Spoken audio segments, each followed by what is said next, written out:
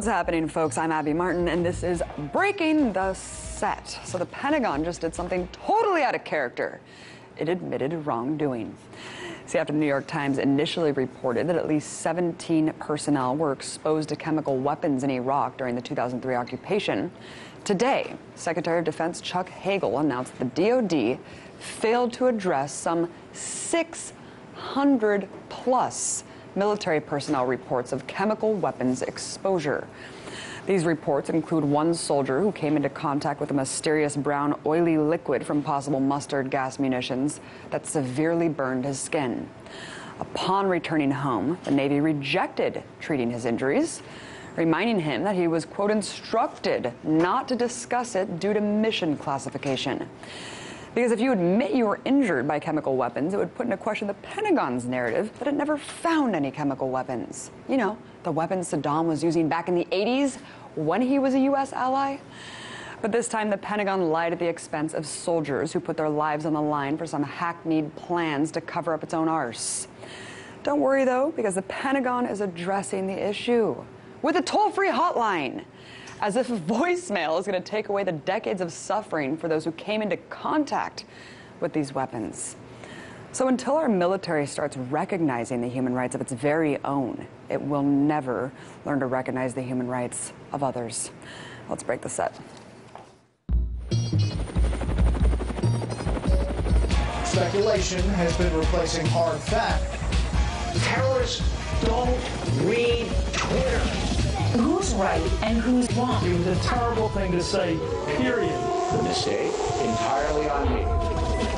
What we need is to question more and to keep it uncensored, real and raw. These words are hard hitting, you're watching your neck, but you need to tune in because we're breaking the set.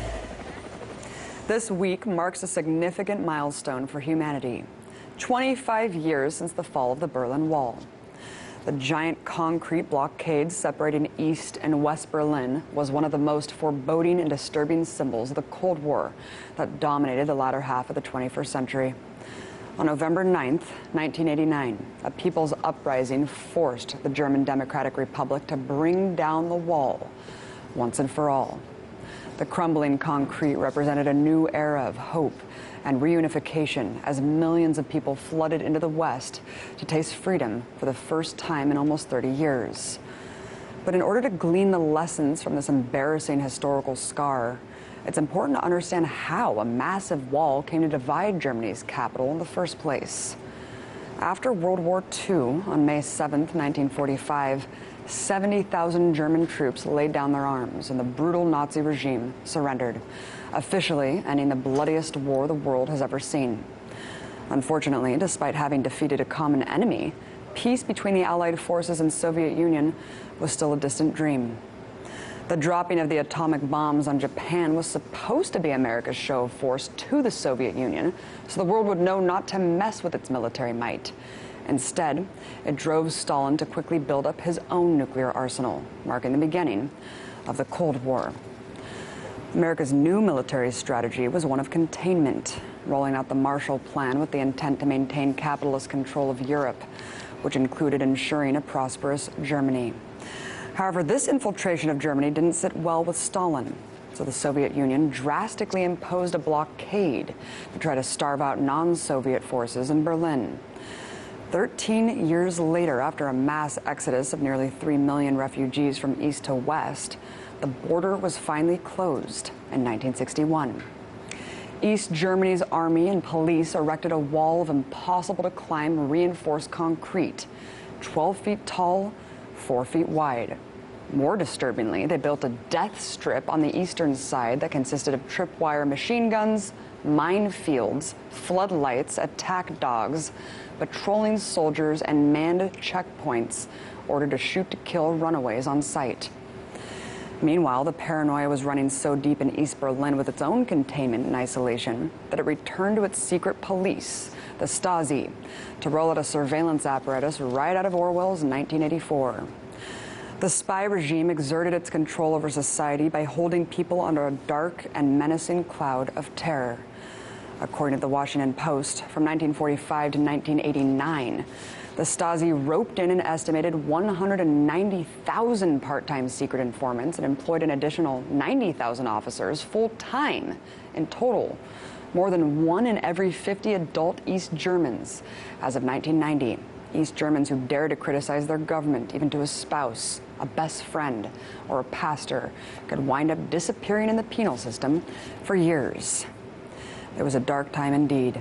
And while it may seem like ancient history to many today, the truth is that still people are divided by walls all over the world.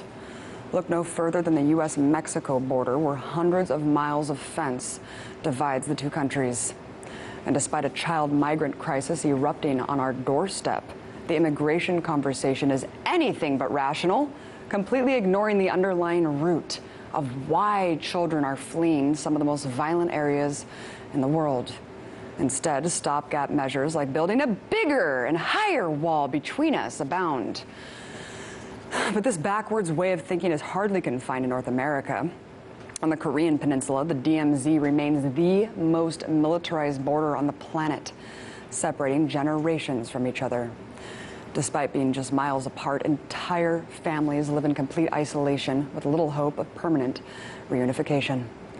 But perhaps the starkest and most alarming wall that exists today is the one partitioning Palestine from Israel, where Gaza has been confined to an open-air prison, and thousands of people's lives consist of navigating dehumanizing checkpoints and barriers simply to travel a few miles. So although it's been a quarter century since one symbol of oppression was dismantled, other menacing structures still remain that force us to reject our common humanity. Humanity that's impossible to deny once we're standing face to face. Because until we realize just how futile it is to build walls, we'll never be able to build bridges.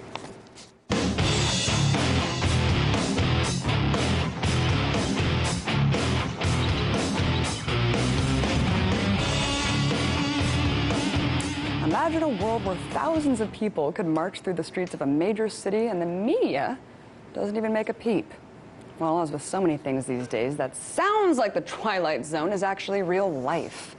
Because just this week, thousands did gather in 400 cities across the globe for the Million Mask March, even shutting down entire streets in D.C. in the process. But you'd never know it if you were watching the corporate press.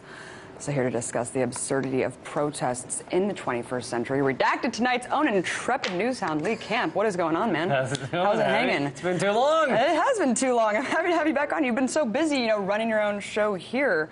So, Lee, why should we care about this? Why should we care about protests? Because, as you know, an extremely important, monumental election just happened in this country. I mean, shouldn't we be focused on that? Exactly. Just pay attention to the horse race. That's it. This oligarch or that oligarch. Which one do you want? I think soon they'll just get rid of the political parties and you'll just get to choose between which Koch brother you'd rather have run the country. No, they want us to just focus on those elections when, in fact, there are these protests going on everywhere. But if people saw those, they might be, I don't know, not apathetic. They might realize people could stand up. It would be Armageddon. There'd be angels weeping and goblins making love in the streets. It'd be a mess. I like that. I like that that image. No, someone said it best. They just said the red billionaires beat out the blue billionaires this time. Right. And next time it'll be the opposite. The pendulum will swing. Let's talk about some of these protests that you've been covering, Lee. The Great March for Climate Action arrived in D.C. this week after walking across the country. Right. Who does that? Why is climate change? They walked across America, That's like insane. the country, and it wasn't mentioned on mainstream media at all. And walking across the country, I wouldn't. It's pretty far. I wouldn't know how far because I live here in the lap of luxury, and luxury's a stripper I met down at Private Eyes, and but I don't have to worry about climate change because her lap is climate controlled. But it's wonderful. But no, they got here, and then they went to FERC to protest at the Federal Energy Regulatory Commission. They went there and they basically went and got arrested in front of FERC. And I think we have an image of the FERC building somewhere here. Yeah, there it is. So there it is. And CNN didn't cover it because some of these things don't happen nearby. Right. Like FERC, if we can show the next image, is all the way across the driveway from CNN. That is and insane. They couldn't mention it. And these people are getting arrested one after the other, blocking the driveway to FERC. And no, CNN couldn't send Wolf Blitzer's, I don't know, hairdresser down to take a few photos. The guy who picks up his little dry cleaning couldn't have walked down 3 flights of stairs to get an Instagram photo. No. These people walked across the country, and CNN is literally sharing a block with them. Yeah. It is unbelievable. And then activists went to the Democratic National Committee headquarters and presented them with oil-covered pillows. Yeah. Sounds like a delight. They went to the DNC and they gave them oil-covered pillows to represent the fact that they're in bed with big oil, which I love the visual. Although here's the thing, though. You know, there's some photos of it. Here's the thing, though. When we say in bed with, we mean they're banging, right? That's what's going on. So pillows isn't enough. I think it should be like oil-covered sex toys. You know, we don't have time for euphemisms. And if you think the DNC, they sent a guy out to collect these things. If you think he looked awkward collecting pillows, imagine dildos. Yeah, exactly. Imagine oily dildos. Well, there's also, but this is huge too, that no one's talking about this. The FCC's plans actually leaked. You know, we could count on them to preserve net neutrality, right? Yeah. Millions of comments that shut down the website. I know, and 1% of those comments were to get rid of net neutrality. All the rest are saying, you know, keep net neutrality, keep internet free. But we can't have that because then people find out about these things. They find out about these protests. Why do you think the Million Mask March and Occupy are like the first global protests ever? Because of the internet, because we have net neutrality. Right. So you get rid of that, and then you stop, you shut down some of these protests, you get it to quiet down, you get people to stop finding out about these things. It's unbelievable, Lee. It really is. The net neutrality thing is just ridiculous because, like you said, everyone can agree. We need net neutrality. The only people who can't are the people who are sleeping on the oil-covered pillows and dildos. Although we got to call it internet freedom because net neutrality. Right. It's like people fall asleep before you get to the ality part of the word. Their soup. So internet freedom, people fight for internet very freedom. Simple. Freedom on the internet. Okay, so your comedy show, of course, Redacted Tonight. It's awesome. It's like Jon Stewart, but with actual teeth. You're cutting through the left-right paradigm. Why is it that people have to turn to comedy now for actual news, Lee? Because it's a sad, sad world. No, luckily we have you, but other than that, it's comedy. Yeah, they got to turn to comedy.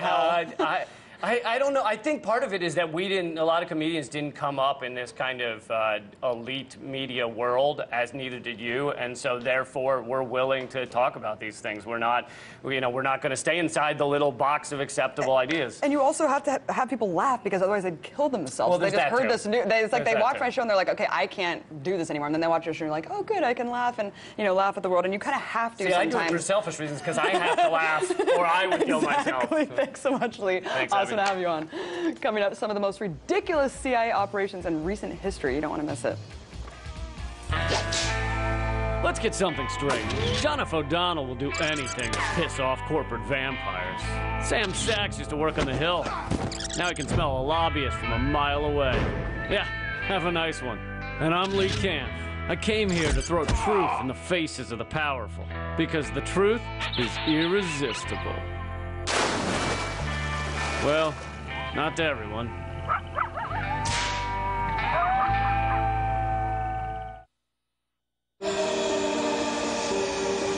You know that guy who wishes someone would spy on him? How about the woman who enjoys being lied to by her government? This citizen can't get enough congressional inaction, and this taxpayer wants the mainstream media to be more corporatized. While this person would rather eat genetically modified food, this one thinks our prisons are not crowded enough. And what do these people have in common? They don't exist.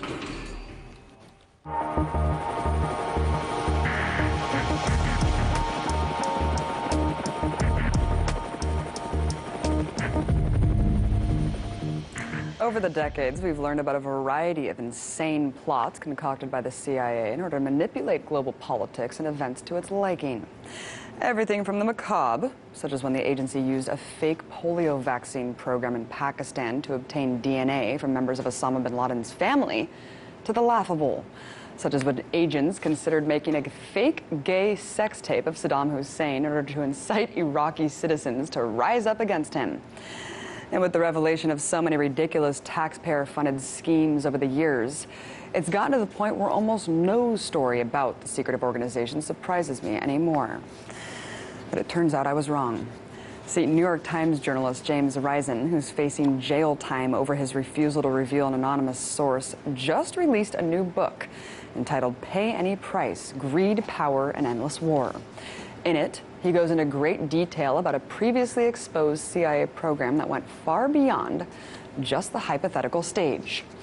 See, in the years following 9/11, the agency was extra determined to preemptively respond to the threat of any al-Qaeda attack, real or not. That's where Dennis Montgomery comes in. Montgomery's a former casino con man who was hired on as a government contractor after he convinced intelligence officials they had state-of-the-art technology that could, wait for it, decode secret messages in Al Jazeera news broadcasts. Yep, according to Montgomery, not only was Al Jazeera broadcasting the flight numbers of a planes al-Qaeda members were planning on hijacking, but that his software had the ability to find them. Of course, one would expect that he would be laughed out of the room after making such an audacious claim. But in fact, he was paid millions of dollars for his services. Furthermore, as Risen himself recently explained on RT's The Big Picture, the government considered Montgomery's projections very real. In Christmas 2003, the Bush administration and the CIA took this so seriously that they actually grounded a whole series of international flights coming into and out of the United States. And the White House even considered shooting down some of those flights over the Atlantic. Wow. And once the CIA later was convinced by French intelligence that this was all a fabrication and that this kind of technology didn't exist and that these supposed al-Qaeda codes weren't really in the Al Jazeera newscasts, the CIA covered the whole thing up. Perhaps the most insane part of all of this is that after the incident, Montgomery still continued to receive lucrative DoD contracts well into the Obama administration. But I guess that's to be expected from an agency that's invested at least $20 million into a program whose goal was to use psychic energy to defeat evil around the world. Yes, that's right, known as the Stargate Project. The CIA and Pentagon oversaw experiments that tried to harness an individual's ability to remote view events from thousands of miles away, using only their mind. It began back in the early 70s in conjunction with Stanford University and stunningly lasted all the way until 1995. One of the final evaluations of the program noted that the laboratory studies do not provide evidence regarding the origins or nature of the phenomenon, assuming it exists. Apparently, it only took 25 years and tens of millions of dollars to come to that brilliant conclusion. But the stupidity of Stargate pales in comparison to Operation Midnight Climax, a side project enacted by the CIA throughout the 50s and 60s during the height of the MK-Ultra experiments. Midnight Climax's entire purpose was to observe the effects of various drugs, most prominent LSD, on unwitting human guinea pigs in San Francisco.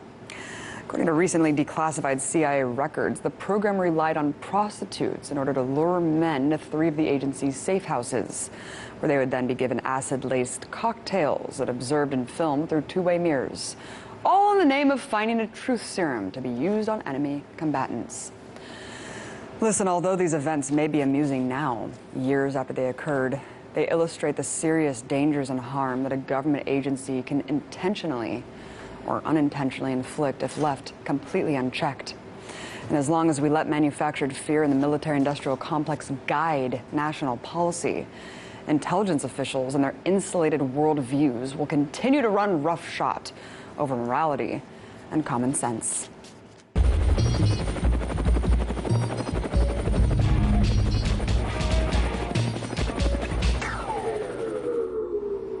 Now that I've gone over some of the most absurd CIA plots, I want to turn to a far more disturbing chapter in the agency's history.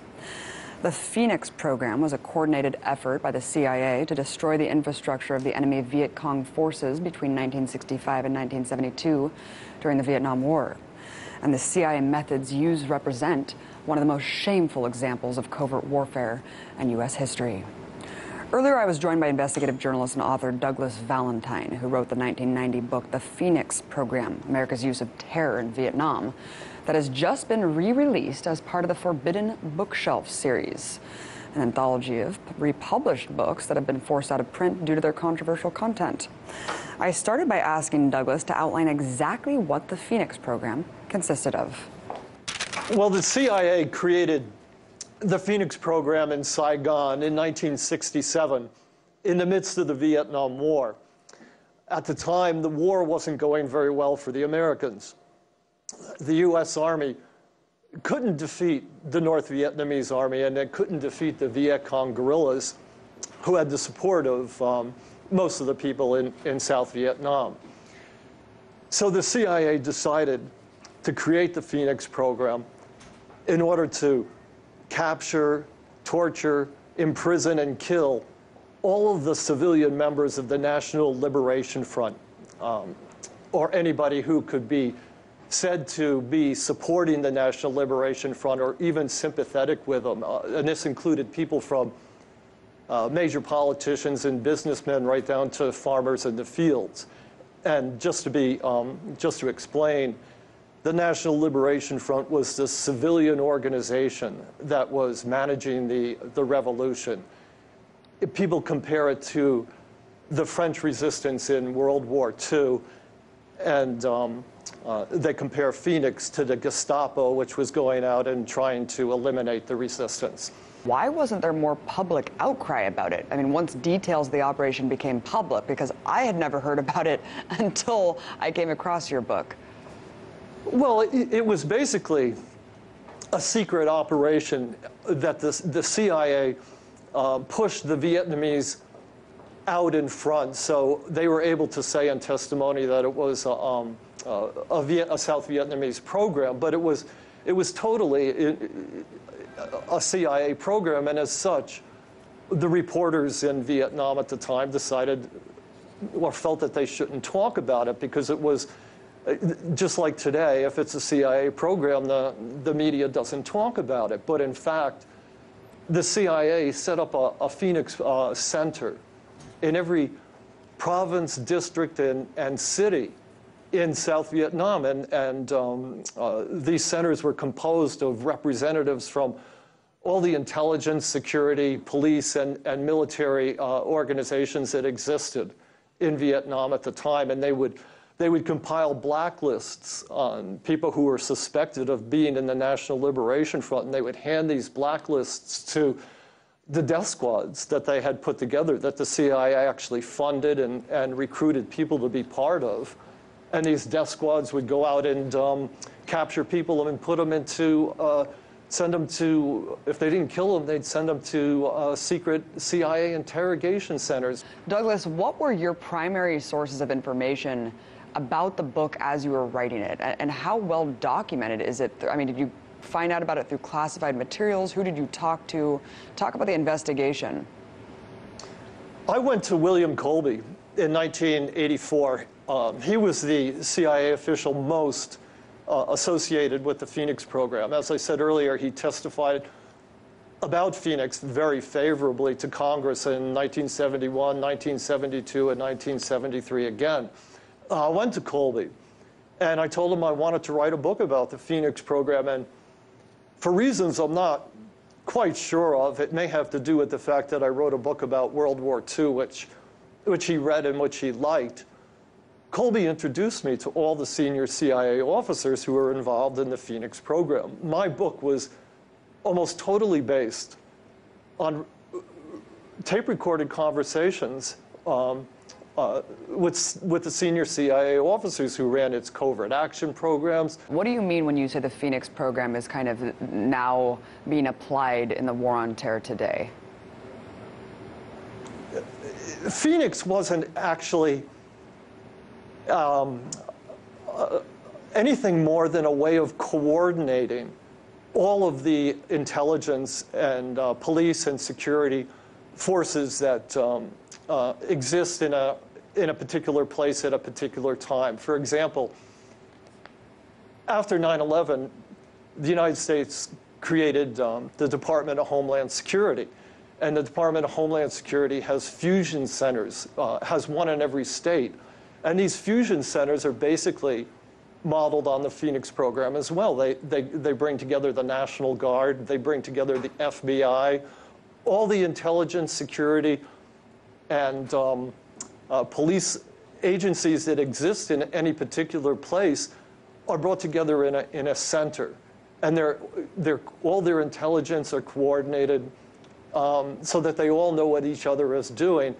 And anybody who has any of these agencies or organizations that have a capability of performing a specific function are then tasked by the head of this either fusion center or Phoenix Center, wherever it is, to go out and do the thing. So it's a way of bureaucratizing, it's a way of streamlining, it's basically a way of organizing in a way that provides the security forces with total surveillance and access to all the intelligence and operational capabilities that it needs. I mean, anyone that you've talked to, have they actually talked about resurrecting this program, or is it kind of just the idea of reshaping the ideas of what it used to be?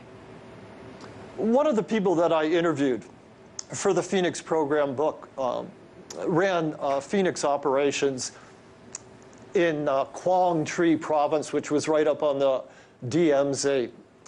He had been an Air Force officer and he was recruited into the CIA. After his service in Phoenix, he went to the Air Force Academy and he wrote a paper called The Future Applicability of the Phoenix Program. So as early as 1973 and 1974, the military and the CIA were already planning how to refine and perfect the Phoenix program. They applied it in El Salvador. They applied it in Nicaragua. It's been perfected and it's evolved, especially as technological capabilities have improved, and also as the ability of the security forces to control information have improved. Phoenix has just become highly refined, very sophisticated, and it's applied by the CIA and all the security forces worldwide. And it also, many of its major facets are being applied here in the United States, such as administrative detention. Phoenix was based on national security laws and emergency decrees that made it illegal to be a member of the National Liberation Front. Once you were identified as being a part of this organization, you had no legal rights at all. You were not allowed. There was no such thing as due process. You were already guilty, like enemy combatants today. Douglas Valentine, author of the Phoenix program. Everyone, get this book. It's a super important piece of history. Thanks so much for coming on, Doug. You're welcome. Thanks for watching, you guys. Be sure to follow me on Twitter at Abby Martin. Join me next week when I break the set all over again.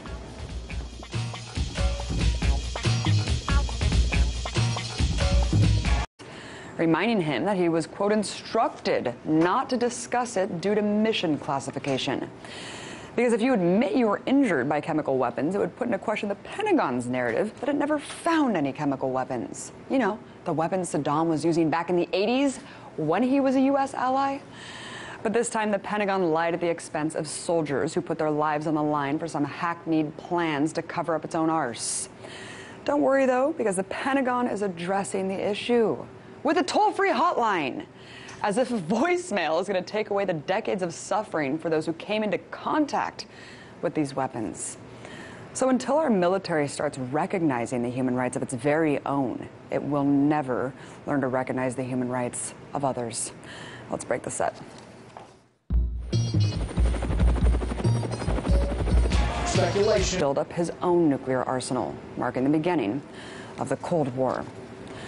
America's new military strategy was one of containment, rolling out the Marshall Plan with the intent to maintain capitalist control of Europe, which included ensuring a prosperous Germany. However, this infiltration of Germany didn't sit well with Stalin, so the Soviet Union drastically imposed a blockade to try to starve out non-Soviet forces in Berlin. 13 years later, after a mass exodus of nearly 3 million refugees from east to west, the border was finally closed in 1961. East Germany's army and police erected a wall of impossible to climb reinforced concrete, 12 feet tall, 4 feet wide. More disturbingly, they built a death strip on the eastern side that consisted of tripwire concrete represented a new era of hope and reunification as millions of people flooded into the West to taste freedom for the first time in almost 30 years. But in order to glean the lessons from this embarrassing historical scar, it's important to understand how a massive wall came to divide Germany's capital in the first place. After World War II, on May 7, 1945, 70,000 German troops laid down their arms and the brutal Nazi regime surrendered, officially ending the bloodiest war the world has ever seen. Unfortunately, despite having defeated a common enemy, peace between the Allied forces and Soviet Union was still a distant dream. The dropping of the atomic bombs on Japan was supposed to be America's show of force to the Soviet Union, so the world would know not to mess with its military might. Instead, it drove Stalin to quickly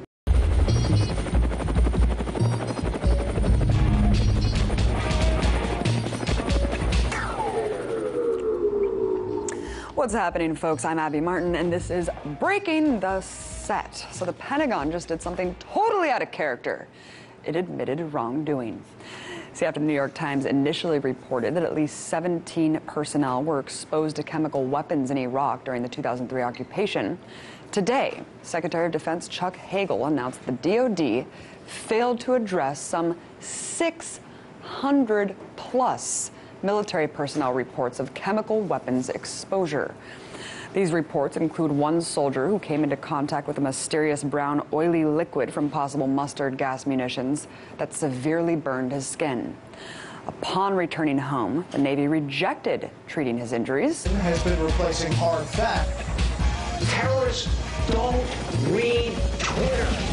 Who's right and who's wrong? It was a terrible thing to say, period. The mistake entirely on me. What we need is to question more and to keep it uncensored, real and raw. These words are hard hitting, you're watching your neck, but you need to tune in because we're breaking set. This week marks a significant milestone for humanity. 25 years since the fall of the Berlin Wall. The giant concrete blockade separating East and West Berlin was one of the most foreboding and disturbing symbols of the Cold War that dominated the latter half of the 21st century. On November 9th, 1989, a people's uprising forced the German Democratic Republic to bring down the wall once and for all. The crumbling